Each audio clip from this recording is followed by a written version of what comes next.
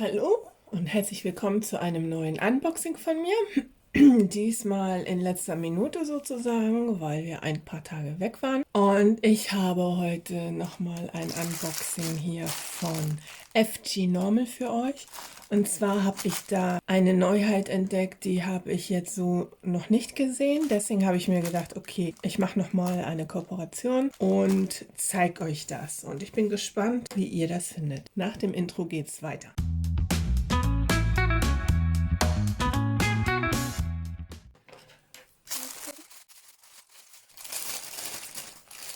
So, okay, das hätte ich jetzt nicht erwartet. Ich habe 3 Teile bestellt. Und zwar darunter war auch Release-Papier. Das hat so um den 1,15 € oder so umgerechnet gekostet. Und jetzt bin ich tatsächlich ein bisschen... Ich gucke mal, wie viel da drin sind. Ich habe tatsächlich... Ja, manchmal ist das so, ne? Man bestellt so viel und dann guckt man nicht auf die Details. Das ist so A6, würde ich mal sagen. Ganz normales Release Paper, ist tatsächlich ein bisschen geknickt durch den Transport und weil es bei mir jetzt auch schon eine Weile lag. 1, 2, 3, 4, 5, 6, 7, 8, 9, 10. 10 Stück. Also es ist die Möglichkeit, ne, wenn man überhaupt kein Release Paper hat und man möchte ein unbedrucktes Release Paper haben, dann kann man für schmales Geld kann man sich hier was mitnehmen und man hat dann auch nicht so viel, falls man auch nicht so viel braucht. So, was habe ich dann? Dann habe ich ein Bild. Das fand ich ganz süß. Das ist natürlich noch nicht die Neuheit und das Release Paper war auch nicht die Neuheit. So. Wir haben hier 30 mal 40.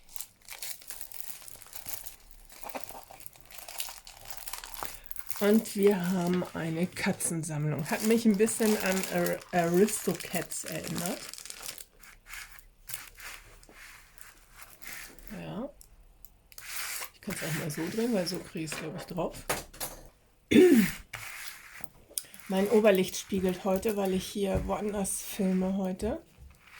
Tut mir leid, aber ich hoffe, ihr könnt es trotzdem sehen. Ich finde das total süß mit den Katzen. Wer kennt noch Aristocats? Hände hoch, schreibt es gerne mal in die Kommentare. Ist schon sehr lange her, hat man noch lange irgendwie nichts mehr von gehört. Wir haben 22 Farben und wir haben runde Acrylsteine. Die Steine sind in Zippertütchen. Aber sehen soweit sehr gut aus. Auch mit Acrylsteinen habe ich hier bei FG Normal noch nie Probleme gehabt. Die Bilder waren auch immer vollständig. Also es hat nie eine Farbe gefehlt. Und die Zippertütchen mag ich ganz gerne, auch wenn hier noch so ein Diamanten drauf ist, aber das finde ich gerade schön.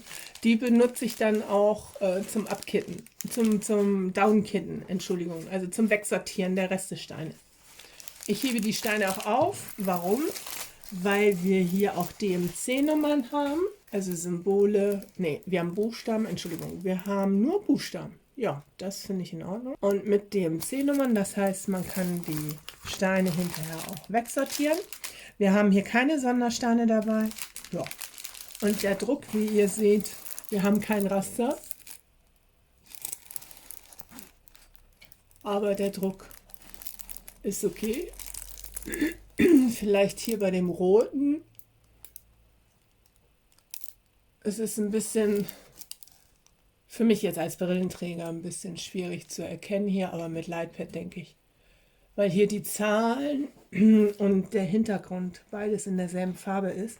Deswegen lässt sich das ein bisschen schlecht erkennen, aber ich denke, das geht dann nachher. Und ansonsten ist der Druck super.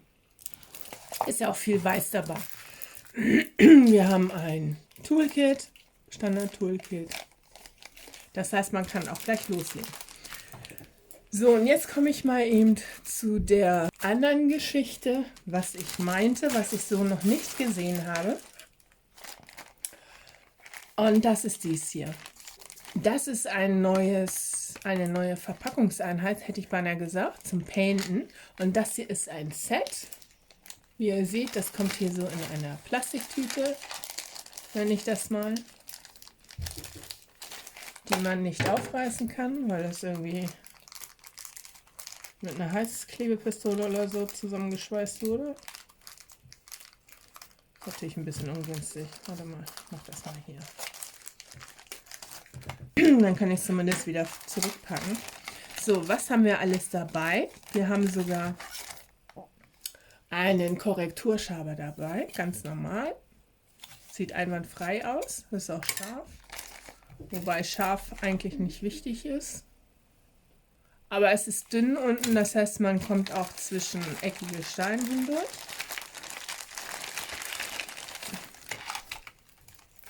Wir haben hier 2 Fingerüberstülper. Oder wie sagt man? Fingerüberzieher. Meistens, warte mal, wie halte ich den Stift? So, das heißt, ich müsste es auf diesen eigentlich.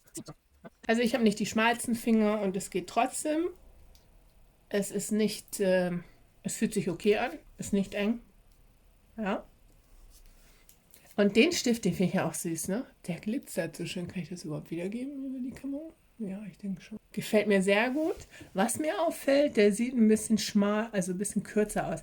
Es ist ein sehr dünner Stift oder ein dünner Stift. Nicht sehr dünn, aber dünn. Gefällt mir sehr gut. Ich mag die dünnen Stifte lieber als die dicken. Wir haben dazu passende Aufsätze. Und zwar von den dünnen. Packen wir eben mal zusammen aus. Und eine ganze Reihe. Hier steht auch drauf, was es ist. Wir haben hier den 6er. Dann haben wir einen mit gebogener Spitze. Manchmal painte ich auch damit. Bei runden Steinen painte ich damit auch ganz gerne. Wir haben hier einen dünnen, eine Aufsetzer auch. Der ist wirklich dünn. Das heißt auch für eckige Steine verwendbar. Dann haben wir einen Korrekturschieber noch mit dran. Gesundheit. Dann haben wir hier einen Dreier. Steht das hier auch drauf? Ja, steht auch drauf. Dreier und das ist ein Vierer. Also das ist ein Neuner und das hier ist ein Sechser. Sorry. Hätte mir auch so auffallen müssen. Also ich finde die Auswahl sehr gut. Wir können mal gucken. Das sind Drehverschlüsse hier hinten. Ich probiere mal, welche nehme ich. Ich nehme die gebogene Spitze. Und dann muss man das hier einfach nur so reindrehen. Geht sehr gut. Ohne Widerstand. Sitzt auch fest. Die Farbe finde ich ein bisschen gewöhnungsbedürftig, weil das ist eher so Hautfarbe. Ich dachte eher, das wäre so ein bisschen mehr ins Pinke. Und dann nehme ich hier den 6er.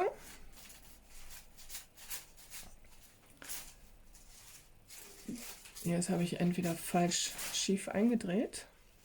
Mal gucken. Ja, ich hatte ein bisschen schief eingedreht.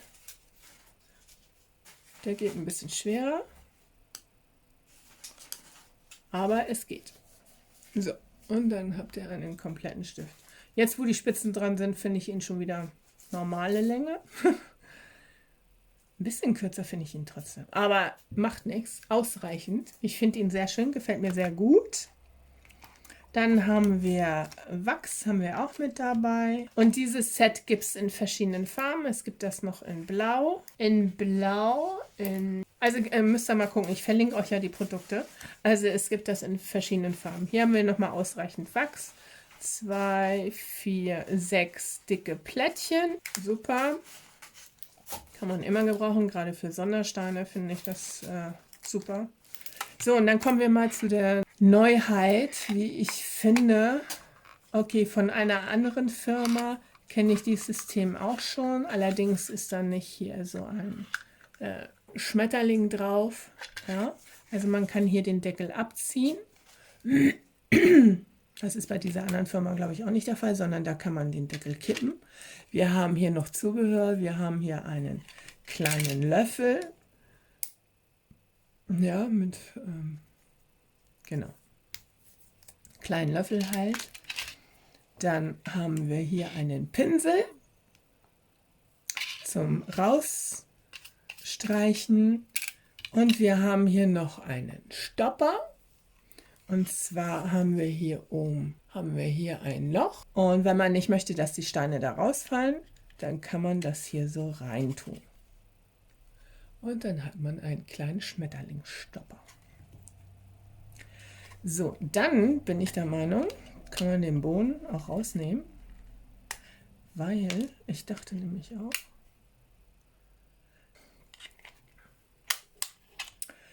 eigentlich, dass man die Platten auch auswechseln kann. Jetzt wollen wir mal gucken. Ja.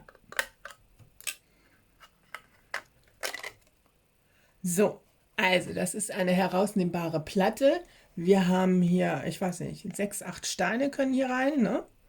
Wir probieren das gleich mal aus. Hier haben wir kleinere Aufsätze. Also hier hinten haben wir nochmal, ich weiß nicht, 4er, 5er Steine.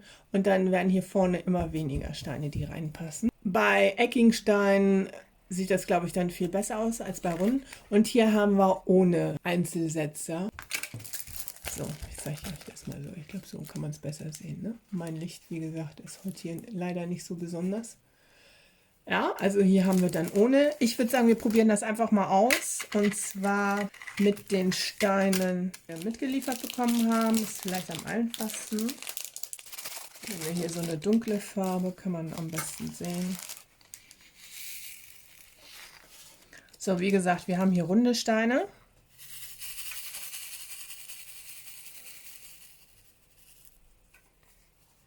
Mal so umgehen.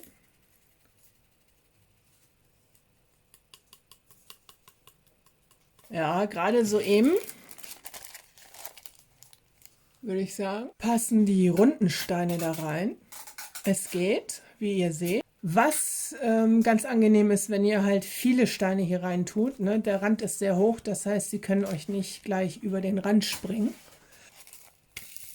Sitzen schon ziemlich fest da drin. So, jetzt müssen wir ja wieder, jetzt wird es natürlich knifflig. Was meint ihr?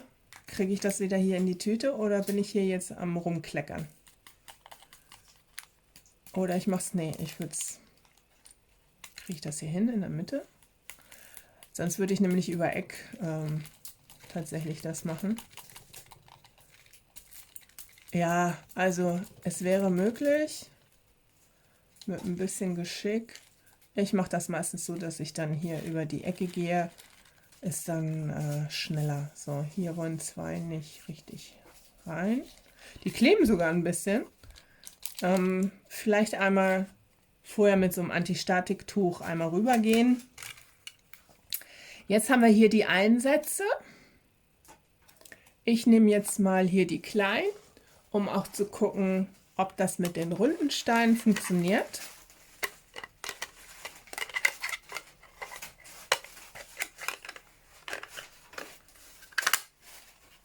Das Reinsetzen funktioniert ganz gut.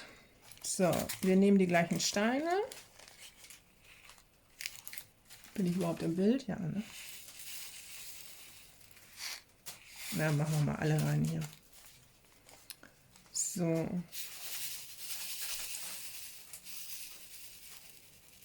Und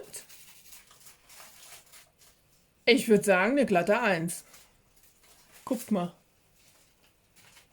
Das ist doch eine glatte 1. Das gefällt mir tatsächlich noch besser. Ja, also ich habe das Gefühl, die sitzen hier tatsächlich besser drin. Also wir haben hier unten 5er-Reihe, 4er-Reihe, nochmal eine 4er-Reihe, eine 3er, hier ist auch eine 3er und dann kommen hier 2er rein. Und selbst bei den 2er passen die runden Steine. So, ihr hört das Rascheln im Hintergrund. Meine Tochter fängt an zu basteln nebenbei. Mit Krepppapier. Ja, was sagt ihr denn dazu? Würdet ihr euch das kaufen? Also das war im Verhältnis natürlich für die, ich sage jetzt mal 3D gedruckten, ist das hier natürlich günstiger. Wie gesagt, es gibt das in verschiedenen Farben als Set mit Stift gleich dazu oder aber auch, ich glaube im Dreier-Set kann man diese Boxen kaufen. Also ich werde vielleicht noch mal eine kaufen, weil ich glaube, man kann sie auch stapeln. Ja, So, und wenn ihr euch dann dazu entschieden habt, okay, ich painte jetzt nicht weiter, ja, dann schiebt ihr einfach den Deckel wieder drauf. Und das war's. Und das finde ich eine super Sache. Und die haben auch Rillen hier unten. Das heißt, man kann auch wirklich stapeln. Und das finde ich nice. Die Größe finde ich super. Ja. Ich habe jetzt hier die ganzen Steine, gut, für ein 30×40 Bit. Ihr seht, von dieser Farbe haben wir tatsächlich nicht viel hier in diesem Bild. Ne? Wahrscheinlich mehr hier so. Insofern kann man hier dann noch die ganzen Steine lagern. Ja. Und 22 Boxen davon. Ja, warum nicht? Ne? Man kann stapeln, finde ich gut. Ist platzsparend und man hat gleich abgekittet und man muss nicht wegsortieren. Während des Paintens meine ich jetzt. Ne? Also wieder zurück in die Tüte oder so. Schreibt mir mal bitte in die Kommentare, wie ihr das findet. Also ich finde das nicht schlecht. Und für den Preis, wie gesagt, es geht. So. Also hier lässt es sich ganz gut reinschieben. Ja. Qualität finde ich okay. Habe ich nichts dran auszusetzen. Hier vorne habe ich den Schmetterlingsstopper wieder reingesetzt, damit mir die Stifte da nicht rausfallen. Insofern kann ich auch hier hin und her machen. Und man könnte sogar auch transportieren, ne? Also es fällt nicht raus, der Deckel geht nicht raus. Ja, sitzt nicht zu locker. Also ich finde es eine gelungene Sache. Gefällt mir sehr gut, muss ich sagen. Bestelle ich nochmal. Das war kein Reinfall. So, jetzt habe ich hier einen Steinschritt verloren. Okay, das soll es jetzt erstmal von mir gewesen sein. Was sagt ihr denn zu meinem Haul oder meinem Unboxing? Ich habe ja direkt aufgeschnitten mit euch. Was gefällt euch am besten? Schreibt es mir gerne mal in die Kommentare. Lasst mir ein Abo da, falls ihr mich noch nicht abonniert habt. Schreibt mir, genau, liked mein Video und dann wird es auch anderen Gleichgesinnten vorgeschlagen von YouTube. Genau, und es bekommt ein bisschen mehr Reichweite. Falls ihr weitere Ideen habt, was ich euch zeigen soll, dann schreibt es mir auch gerne mal in die Kommentare. Bei Kubricks habe ich jetzt gesehen, haben ja auch schon mehrere YouTuber das vorgeschlagen oder vorgestellt. Da hatte ich bereits im Dezember eine Anfrage, die habe ich tatsächlich abgelehnt, weil mir diese großen Pixelsteine tatsächlich nicht so gut gefallen. Insofern bleibe ich lieber beim Diamond Painting. Ja, deswegen werde ich von Kubricks wohl nichts zeigen. Es sei denn, ihr wollt es unbedingt sehen und schreibt es mir in die Kommentare. Okay, in diesem Sinne wünsche ich euch Happy Diamond Painting und einen schönen Sonntag noch und genau, je nachdem, wann ihr das Video seht, einen schönen Tag, Abend und bis zum nächsten Mal. Bis dahin, tschüss!